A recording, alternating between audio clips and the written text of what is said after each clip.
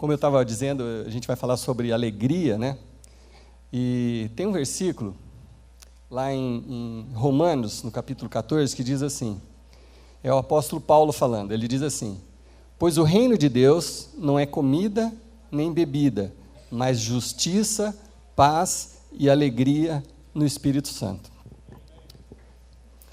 O que Paulo está querendo dizer aqui? O que é o reino de Deus? Reino de Deus, o que significa para nós? Qual que é a prática do reino de Deus? A prática do reino de Deus significa justiça, paz e alegria.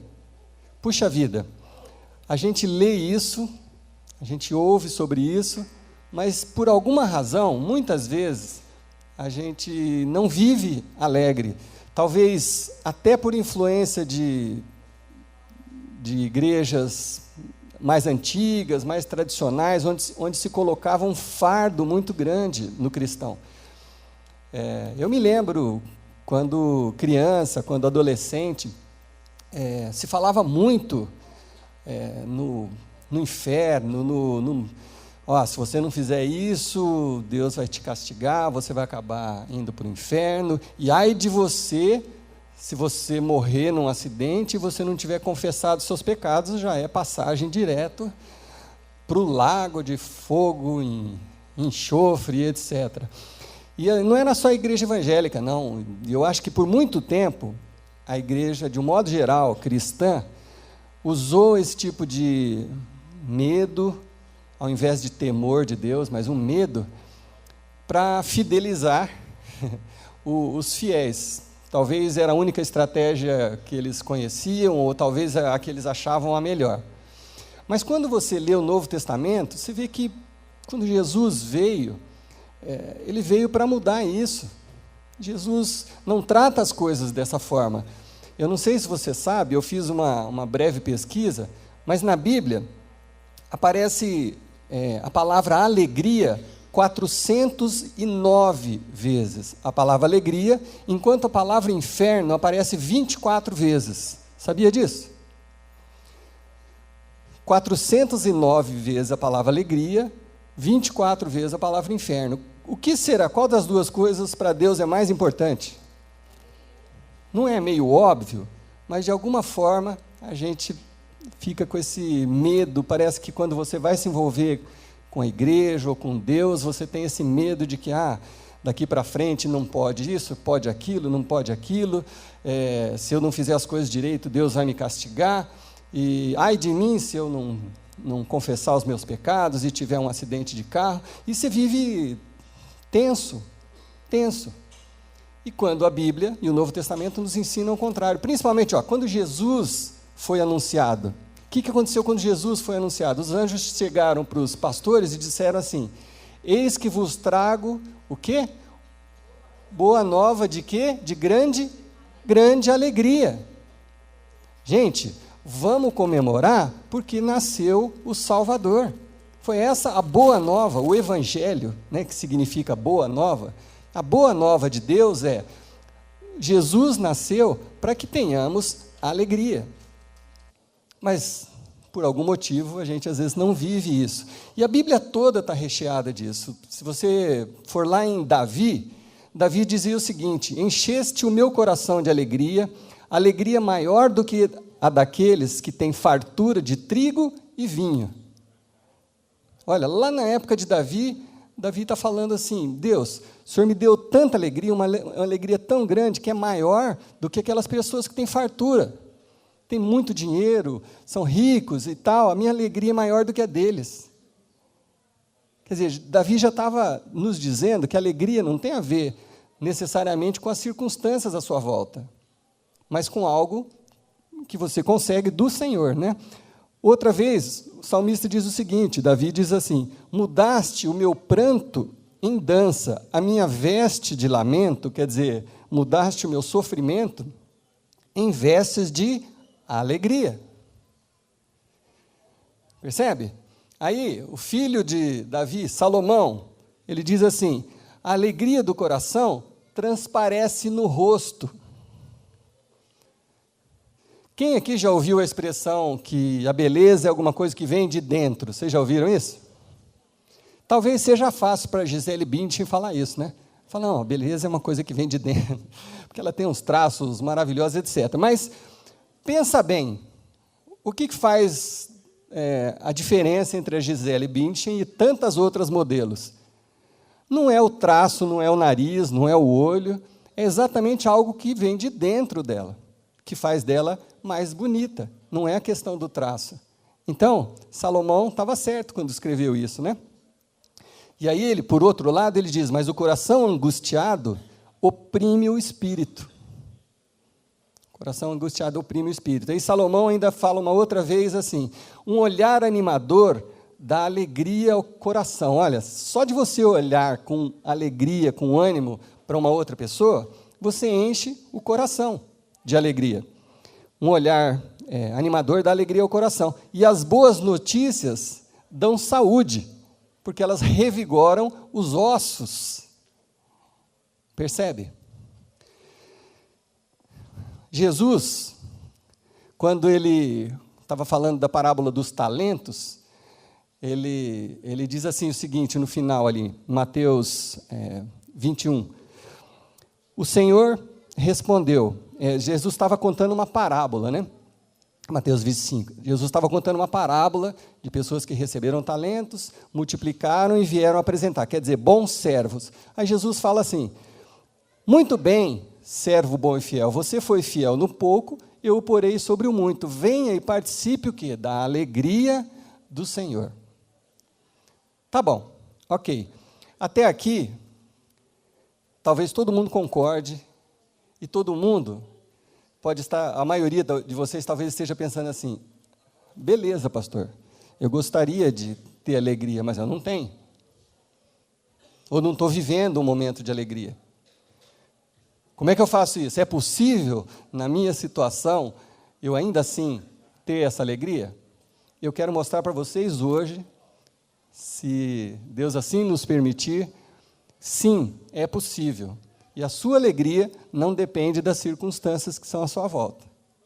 Não depende. Ela independe das circunstâncias à sua volta. É isso que eu vou tentar mostrar para vocês na noite de hoje, para que vocês possam, talvez, mudar algumas características, algumas coisas que vocês têm feito, talvez mudar algum gesto, alguma atitude, olhar para dentro de você mesmo e falar assim, pô, será que eu não sou pessimista demais? Será que tudo eu vejo o lado negativo das coisas? Será que toda hora alguma coisa ruim pode me acontecer e eu fico temendo isso o tempo inteiro?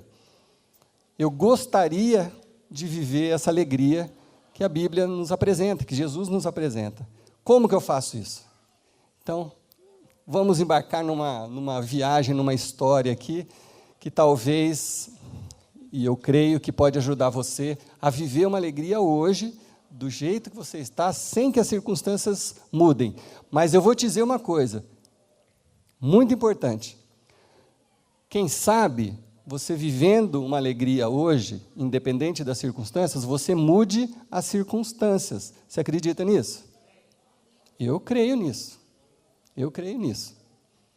A minha atitude, a minha alegria, pode ser a força motriz, o motor para mover as circunstâncias à minha volta. As coisas ruins que estão à minha volta. Quem sabe a mudança tem que partir de mim para que as coisas mudem à nossa volta. Bom, para apresentar essa ideia para vocês, eu quero contar uma história bíblica, que começa lá com Davi mesmo, esse que a gente acabou de citar. 1000 anos antes de Cristo, Davi conquistou uma cidade dos jebuseus, e aí aquela cidade, eles deram o nome de Jerusalém, e instaurou-se ali a capital, o Reino Unido de Israel, na cidade de Jerusalém, que é a cidade chamada Santa, né?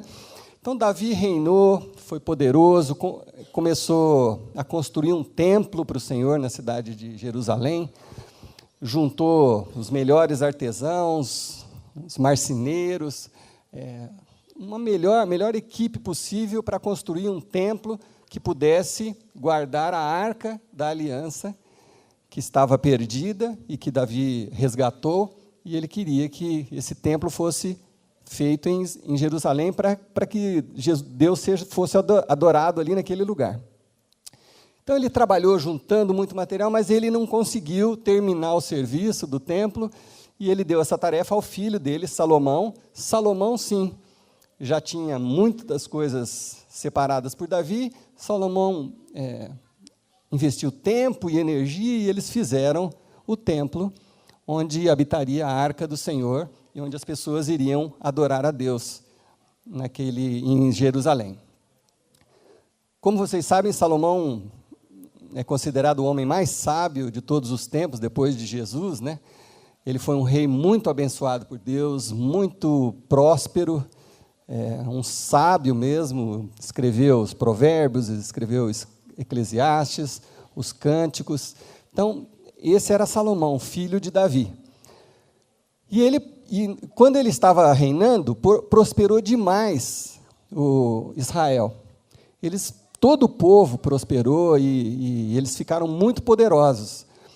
Mas nem sempre esse compromisso é passado de pai para filho. Aí, quando o filho dele, chamado Roboão, assumiu o lugar dele, Roboão já era ganancioso. Ele queria reinar sobre um reino muito rico, mas ele queria ele mesmo tirar mais proveito disso. E aí começaram as crises, daqui a pouco eles já não estavam mais adorando a Deus, aí vinham os inimigos, derrotavam, depois vinha um novo rei, que voltava a adorar a Deus, e aí Deus abençoava, depois vinha outro, que contrariava as coisas de Deus, e vinham os inimigos e atacavam. Então foi assim até chegar no ano de 586, no reinado de Zedequias. Nabucodonosor, um homem muito general de exército, ele veio, invadiu Jerusalém e destruiu todo o templo, e destruiu toda a cidade, e inclusive destruiu as muralhas em volta de Jerusalém, que era a proteção que eles tinham. Então o povo ficou desanimado, apavorado, sem lugar para adorar e desprotegido, porque as muralhas foram derrubadas. Aí, um tempinho depois, esse povo estava vulnerável, né, e com medo. Lá em 445 a.C., um copeiro de um rei chamado Artaxerxes I, conhecido também como Longímano. Essa é uma informação muito relevante, né? Se a gente soubesse o que é Longímano. Longímano é um cara que tem a mão grande. Era o apelido desse rei. E o copeiro dele, chamado Neemias, olhou para aquela situação toda e falou assim: não é possível que o povo de Deus esteja vivendo assim, desanimado, com medo, desprotegido, triste. Olha só, gente, 400 anos antes de Jesus. Falou assim: não é isso, não é possível que o povo de Deus esteja vivendo triste, desanimado, depressivo, sem esperança. Não é possível, se sentindo desprotegido. Não é isso, não é sobre isso que é o nosso Deus. E aí, ele se sente desafiado a reconstruir as muralhas que dariam confiança ao povo, proteção, autoestima, como eu falei semana passada, tudo que o povo estava precisando. Então ele tomou tomou coragem e falou assim: olha, Deus, se lhe aprouver, me escolhe que eu estou pronto para fazer esse serviço. E Deus chamou Neemias para reconstruir as muralhas em torno de Jerusalém. Por que a gente está falando de tudo isso? Por que eu estou falando de Artaxerxes I? Porque talvez alguns de nós aqui presentes, ou talvez alguns que vão assistir essa gravação depois num computador, talvez alguns de nós estejamos num momento onde a gente está com medo, se sentindo desprotegido, achando que Deus se esqueceu de nós, e estamos tristes. Mas a gente continua vindo na igreja, a gente continua tentando, mas parece que algo dentro de nós, no profundo de nós, nos bloqueia. algo dentro ou fora está nos impedindo de sentir essa alegria que é quando você conhece a Jesus e começa a servir. Algo está nos impedindo. E você, obviamente, acha que é as circunstâncias. Você fala, não, quando eu resolver meu problema no meu casamento, ou meu problema financeiro, ou quando a minha saúde melhorar, ou quando o meu filho voltar para casa, aí sim eu poderei ser alegre. Mas quando Neemias falou assim, espera aí, precisamos fazer alguma coisa, as circunstâncias eram piores do que as nossas, piores, horrorosas. E ele falou assim, vamos reconstruir a cidade. Vamos reconstruir. Então, meu desafio para você hoje é, vamos reconstruir você mesmo? Vamos começar um projeto de reconstrução, onde você possa manter o foco, entender o que a Bíblia nos ensina, manter o foco, e começar a experimentar o que Jesus veio nos oferecer, que é essa alegria, que é estar acima das circunstâncias. Então eu quero ler alguns versículos do livro de Neemias, para que a gente possa tirar algumas lições para as nossas próprias vidas. Então Neemias, no capítulo 2, no versículo 17, diz assim, então eu lhes disse, quer dizer, porque o Neemias foi para Jerusalém, reuniu todo o povo, né, reuniu todos os cristãos, os judeus, né, não eram cristãos ainda, os seguidores de Deus, né, os que criam em Deus, reuniu todo o povo e falou assim, gente, nós precisamos conversar e estabelecer algumas coisas, tá bom? Então ele começa assim, vocês estão vendo a situação terrível que nós estamos? Jerusalém está em ruínas e suas portas foram destruídas pelo fogo. Então vai trazendo isso para a sua vida hoje, ó. Vamos juntar aqui, vamos ver o que está acontecendo. Olha, está vendo? Está acontecendo isso, você está sem emprego, você está sem saúde, seu casamento está horrível. Vamos sentar para conversar. Você está vendo como é que está a situação? Está terrível. É isso que ele estava falando. Aí ele desafia as pessoas, venham, vamos reconstruir o muro de Jerusalém para que não ficamos mais nessa situação humilhante. Vamos dar um passo, vamos fazer alguma coisa. Aí Neemias dividiu com o povo o que Deus estava fazendo na própria vida dele. Ele falou assim, olha, também eu contei ao povo como Deus tinha sido bondoso comigo e que o rei me tinha dito, e o que o rei me tinha dito. E eles responderam, sim, vamos começar a reconstrução, e se encorajaram para o bom projeto. E Neemias, como um homem muito sábio, falou assim, olha, depende de uma coisa, a realização desse projeto. Versículo 20, o Deus dos céus fará que sejamos bem-sucedidos. Isso aqui é muito importante. Vamos reconstruir as nossas vidas? Vamos reconstruir nosso casamento, trabalho, finanças? Vamos nos dispor a fazer isso? Vamos trabalhar para isso? Vamos ficar focado nisso?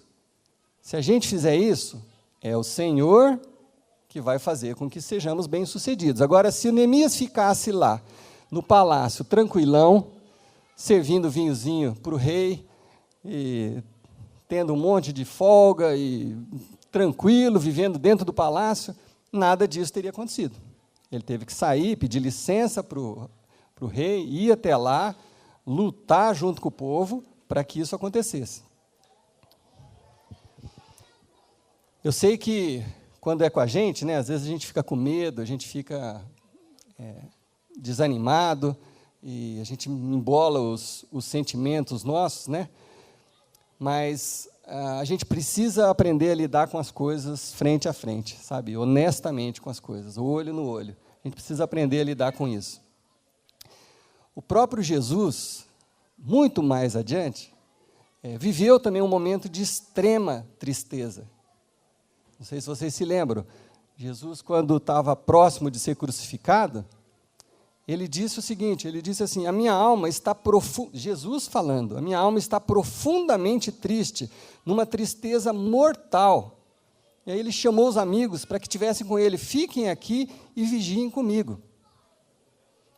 Então não é anormal que você sinta medo, não é anormal, mas você tem que fazer alguma coisa. Não é anormal que você esteja sem esperança, mas alguma coisa precisa ser feita, uma atitude precisa ser feita. Jesus fez isso, declarou isso e convocou seus amigos para orar junto com ele. Porque o homem desanimado, ele já está derrotado, porque perdeu a vontade de seguir lutando.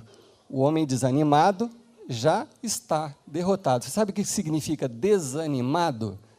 Ânima significa alma. Uma pessoa desanimada é uma pessoa sem alma. É isso que significa estar desanimado. Estou sem alma. E uma pessoa desanimada já perdeu a batalha, porque ela não tem vontade de seguir lutando. Bom, mas Jesus, assim como Neemias, sabia que era essencial revigorar, reviver a alegria, reavivar a alegria, para que fossem enfrentar o que ele tinha que enfrentar. Jesus sabia que era essencial. Então, diz lá em Hebreus capítulo 12, assim, que pela alegria, nesse momento que Jesus estava extremamente agoniado, ele disse assim, pela alegria que lhe fora proposta, suportou a cruz. Foi naquelas orações ali, onde Jesus estava suando sangue, de tanta dor, de tanta tristeza, que pela proposta, pelo que ele entendeu que ia acontecer a partir do sacrifício dele, quer dizer, pela alegria que lhe estava proposta adiante. Então perceba uma coisa importante, não era uma coisa que Jesus estava vendo, não era uma circunstância ali. Jesus olhou para o que aquilo ali que ele ia fazer ia significar. Pela alegria que estava ali proposta adiante, ele suportou aquela circunstância, que foi a cruz. Mas suportou com coragem, por quê? Porque ele reavivou a alegria. E é isso que a Bíblia nos ensina. Então, a alegria vem quando nós conseguimos tirar os olhos das coisas que se veem e nos fixamos firmemente nas que não se veem. Não tem esse versículo aí? A alegria vem quando conseguimos tirar os olhos das coisas que se veem e nos fixamos firmemente nas que não se veem. Isso está em 2 Coríntios 4, 18. Está aí, sim. Eu queria que a gente lesse esse versículo juntos. Podemos? Sim? Sim? Senão desligo a luz de novo. A alegria vem quando conseguimos tirar os olhos das coisas que se veem e nos fixamos firmemente nas que não se veem. Olha que interessante que é isso. Eu acho que a gente devia ler de novo.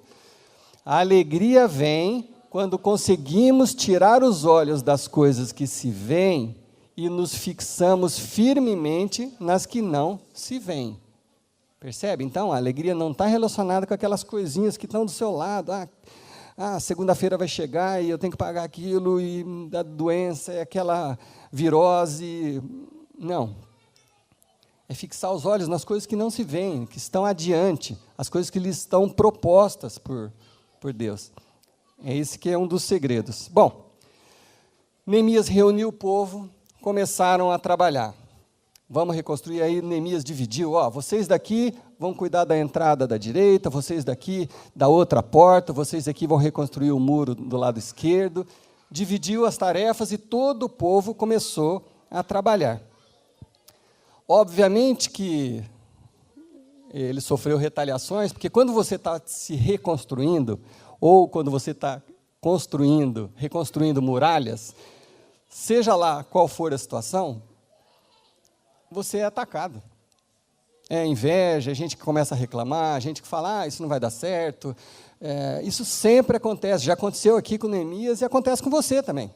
Você sai daqui hoje cheio de ideais, cheio de vontade. Você fala, não, eu vou trabalhar, vou me reconstruir. Aí chega amanhã, o primeiro que vem com, mas isso não funciona, isso não é bem assim, tudo pronto. Você já desanima de novo. Olha lá o que aconteceu com Neemias. No capítulo 6, versículo 2, tinha duas pessoas em especial lá, Sambalate e Gesem, mandaram-me a seguinte mensagem: venha, vamos nos encontrar num dos povoados da planície? Eles, contudo, estavam tramando fazer-me mal. Neemias percebeu que aqueles caras que estavam chamando, vem aqui conversar com a gente, vem cá. Ele sabia que eles estavam tramando mal, eles iam vir com algum mimimi, alguma fofoquinha, alguma coisa que ia tirar o foco do Neemias. Então, a resposta de Neemias foi a seguinte: por isso, enviei-lhes mensageiros com essa resposta: pessoal, estou executando um grande projeto. Quer dizer, eu estou envolvido num grande projeto, eu estou reconstruindo a minha vida. Eu estou mudando meus valores. Eu estou querendo confiar mais em Deus.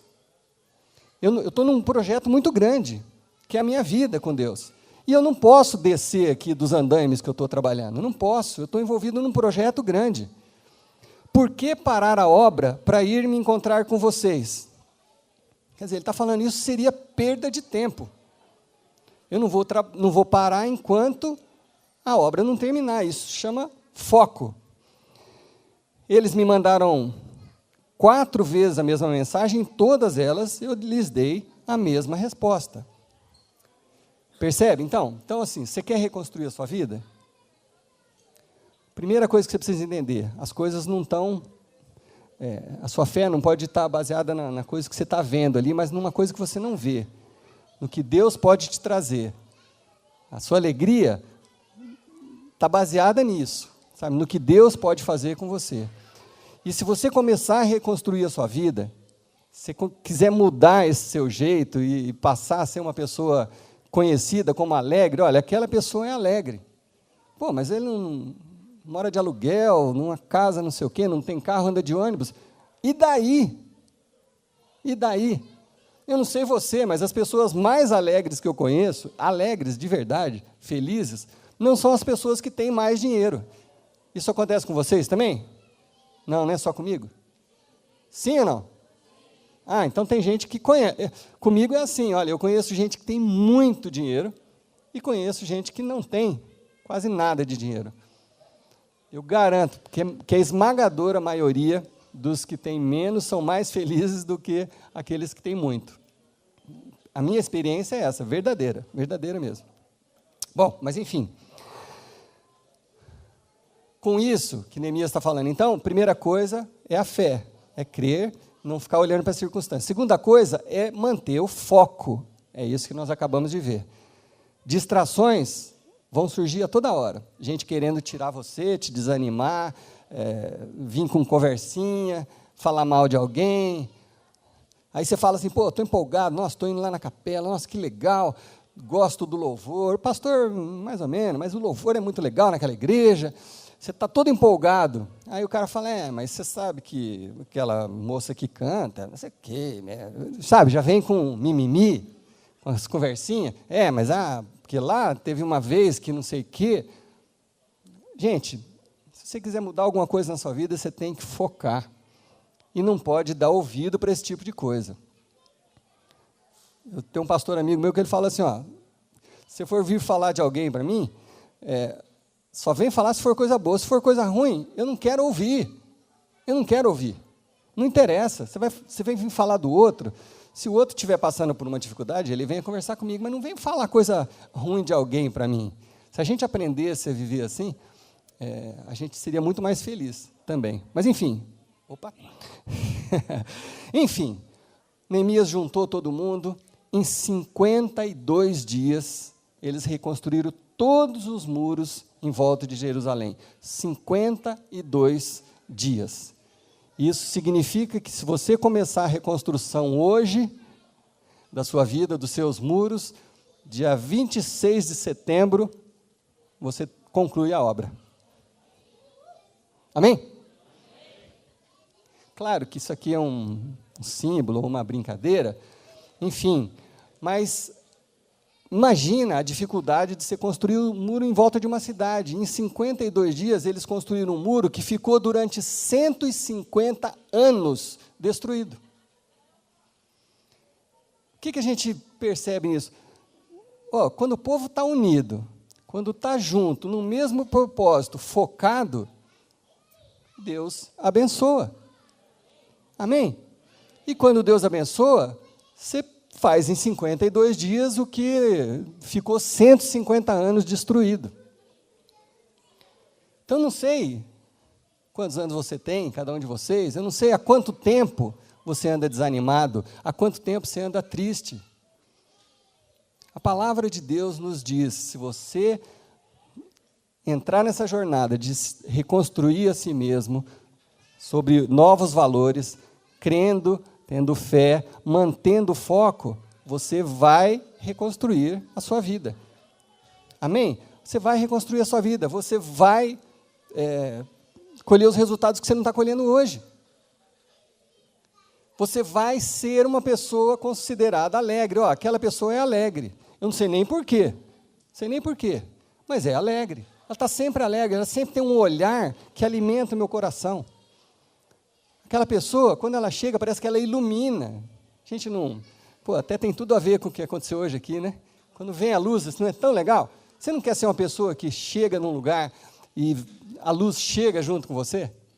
Você não quer ser uma pessoa que ilumina o ambiente? Isso só depende dessa decisão de você reconstruir a sua vida, os seus valores. E aí, comemoração. Daqui para frente é a comemoração. Neemias juntou o povo todo, capítulo 8, versículo 1. Todo o povo juntou-se como se fosse um só homem na praça, em frente à porta das águas, depois da reconstrução. Pediram ao escriba Esdras que trouxesse o livro de Moisés que o Senhor dera a Israel. E ele leu em voz alta, desde o raiar da manhã até o meio-dia, de frente à praça, em frente à porta das águas, na presença dos homens, mulheres e dos outros que podiam entender. E todo o povo ouvia com atenção a leitura do livro da lei. Leram o livro da lei de Deus, interpretando-o, explicando, a fim de que o povo entendesse o que estava sendo lido. Então Neemias, o governador, Esdras, o sacerdote e escriba, e os levitas que estavam instruindo o povo, disseram a todos: este dia é consagrado ao Senhor Deus, nada de tristeza e de choro, pois todo o povo estava chorando enquanto ouvia as palavras da lei. Eles estavam emocionados, porque as palavras da lei estavam sendo lidas ali, e eles tinham acabado de reconstruir os muros, estava todo mundo com as emoções à flor da pele. Neemias falou assim: nada de tristeza, gente. Estou entendendo a emoção de vocês, mas nada de tristeza. Vamos consagrar esse dia ao Senhor, porque foi Ele que fez. Foi Ele que agiu no nosso meio. Enquanto nós nos unimos no mesmo propósito, nos mantivemos focados, Deus agiu e fez o que a gente queria tanto que acontecesse. E agora que a obra foi concluída, Neemias acrescentou: podem sair e comam e bebam do melhor que tiverem e repartam com os que nada têm preparado, porque esse dia é consagrado ao nosso Senhor. Não se entristeçam, porque a alegria do Senhor os fortalecerá. Amém? Gente, se aconteceu com todo esse povo, por que não pode acontecer comigo e com você? Essa alegria que vem do Senhor, que não depende das circunstâncias, é a nossa força. Ela nos fortalece. E como eu disse no início, a partir dessa alegria que nos fortalece, nós temos o potencial de mudar as nossas circunstâncias. É esse o desafio. Vamos reconstruir as nossas muralhas? Vamos reconstruir nossa vida? Primeira coisa, crer no Deus que domina sobre todas as coisas. Primeira coisa, tem que crer no Deus que domina sobre todas as coisas. Segunda, una-se ao povo de Deus no mesmo propósito. Una-se ao povo de Deus no mesmo propósito. Onde estiver 2 ou 3 reunidos, ali estarei. E quando o povo está unido no mesmo propósito, não há como não funcionar, como não dar certo. Então, una-se ao povo. Terceiro, recupere a alegria pela fé. Assim como Jesus fez ali no Getsêmani, suando pelos poros, saindo sangue ao invés de suor, uma tristeza absurda, Jesus reviveu, recuperou a alegria, porque a alegria estava na fé, na proposta, no que estava proposto, o que ia acontecer com aquele ato de Jesus. E o que aconteceu com Jesus depois de ter entendido isso, passado pela cruz? Sentou-se à direita do Pai para reinar. Só isso. E sobre os pés de Jesus foi colocado todo o poder da humanidade, do universo. Todo o poder está em Jesus Cristo, porque naquele momento, que as circunstâncias eram horríveis, ele, pela fé, creu, recuperou a alegria, encarou o que tinha que encarar e foi coroado à direita de Deus. Isso pode acontecer, não coroado à direita de Deus, mas isso pode acontecer conosco. A recompensa de você fazer isso. Quarta coisa, recupere a alegria pela fé, mantenha o foco. Não adianta você sair daqui cheio de ideias e na terça-feira você deixar alguém te desanimar ou uma circunstância te desanimar. Mantenha o foco. Você está num projeto de reconstrução. Fique focado. É assim que a gente vai conseguir. Não se distraia. Por fim, o que nós lemos aqui, celebre a vitória sendo grato a Deus. Celebre a vitória sendo grato a Deus. Jesus fez exatamente isso. Ele creu que Deus tinha o domínio de todas as coisas naquele momento. Ele reuniu os seus discípulos, e alguns para orar com ele, juntou o povo em volta dele. Jesus manteve o foco, Jesus recebeu a vitória, que pela alegria que lhe foi proposta, suportou a cruz, desprezando a vergonha, e assentou-se à direita do trono de Deus. Meu irmão, isso pode acontecer com cada um de nós. A alegria ser a força que vai nos mover e que vai mudar a nossa circunstância, as circunstâncias ao nosso redor. Você precisa, em primeiro lugar, crer nisso. Vocês creem nisso? De verdade? Você crê que é possível? É a Bíblia que está nos ensinando. Una-se ao povo de Deus. Una-se ao povo de Deus. Participe, sirva, esteja no mesmo pensamento. Sabe o que acontece? Chega segunda-feira, você começa a conviver só com outras pessoas que não são o povo de Deus, e óbvio que a gente precisa conviver com todo mundo, mas você convive 6 dias da semana com pessoas que não têm esses valores. É óbvio que você vai ser tentado a perder o foco. É óbvio. Então, por isso que a gente incentiva aqui, sirva junto com alguém, entra num GA, esteja próximo das pessoas que pensam do mesmo jeito, que têm os mesmos objetivos, que estão se reconstruindo, para você não perder o foco. Então, mantenha o foco, recupere a alegria pela fé. Como que é isso? Deus, eu não vou olhar agora para o que está aqui pertinho, eu vou olhar lá na frente.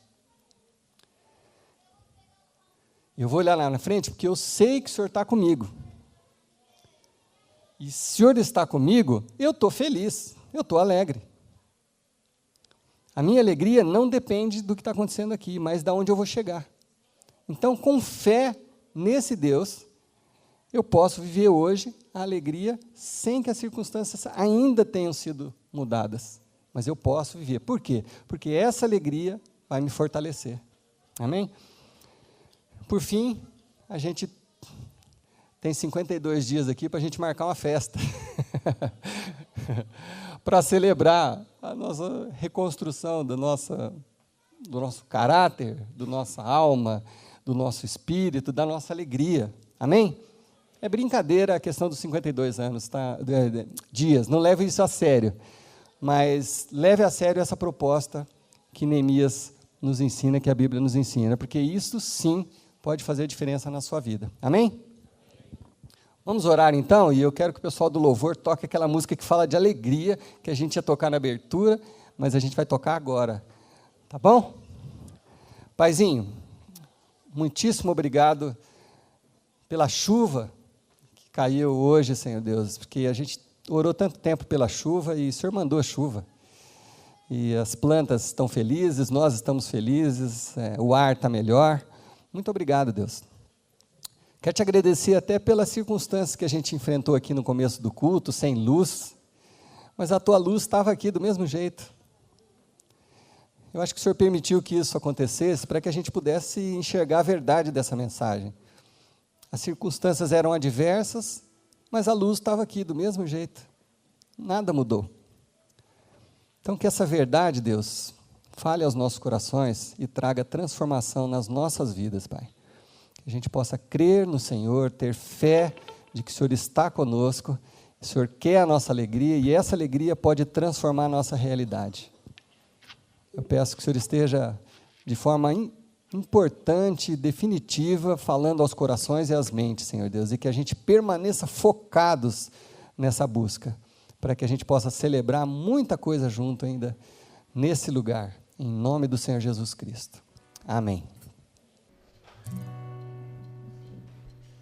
And he set me on fire, and I'm burning alive with his breath in my lungs.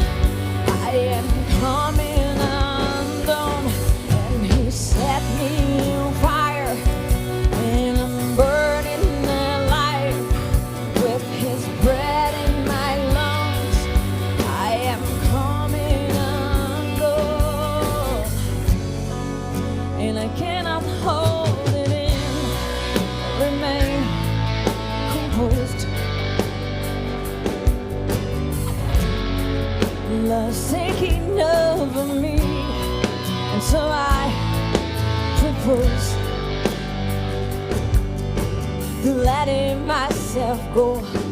I am letting myself go.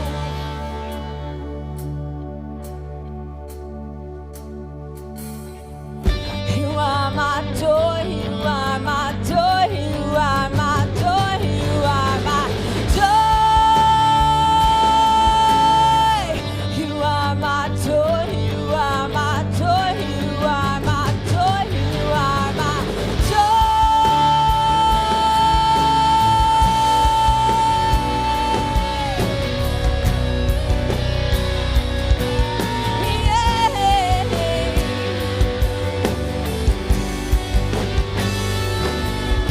set me on fire, and I'm burning alive with his breath in my lungs. I am coming undone, and he set me on fire, and I'm burning alive with his breath in my lungs. I am coming undone, and I cannot remain composed. Love's taking over me, and so I propose letting myself go.